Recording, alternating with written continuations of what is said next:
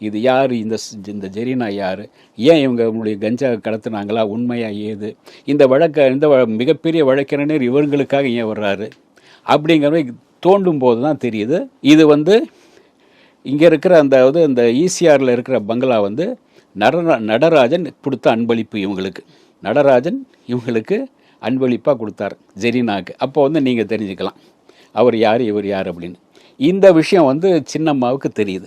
சின்னம்மாவுக்கு காதுக்கு வந்த உடனே என்ன பண்ணுறாங்க, சரி சக்காளத்தி சண்டைன்னு ஒன்று வந்துடும் இல்லையா, அந்த மாதிரி இது வரும்போது இவங்க அங்கே உள்ளே இருக்காங்க, இவர் வெளியே இவர் கூட இல்லை, இப்போது இவர் கூட இவங்க இருக்காங்க அப்படிங்கிற ஒரு இதாகிடுது அவங்களுக்கு. சரி என்ன பண்ணுறதுன்னு சொல்லும்போது அவங்க மேலிடத்தில் சொல்லி அம்மாக்கிட்ட சொல்லி இவங்க மேலே அந்த வழக்கு போடுறாங்க. கஞ்சா கேஸ் கஞ்சா வழக்கு போட்டு இவங்களை உள்ளே தள்ளுறாங்க அப்படிங்கிற மாதிரி அன்றைக்கி இருக்கிற அந்த பத்திரிகைகள்லாம் பேச ஆரம்பித்தது.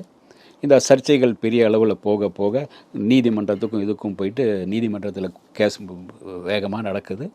இவங்களும் அப்பப்போ கேஸில் போகிறாங்க. ஒரு சைடில் இவங்களை ஒரு கஞ்சா வியாபாரியாக பார்க்குறாங்க, இன்னொரு சைடில் அப்புறம் தான் இந்த விஷயங்கள்லாம் வெளியே வந்த பிறகு அம்மாவால் வேணும்னு இவங்க உள்ளே தள்ளப்பட்டாங்க அப்படின்னு சொல்லும்போது இவர் நடராஜனுக்கு இவர் இன்னொரு இவங்க அப்படிங்கிற மாதிரி தெரிஞ்சிருது.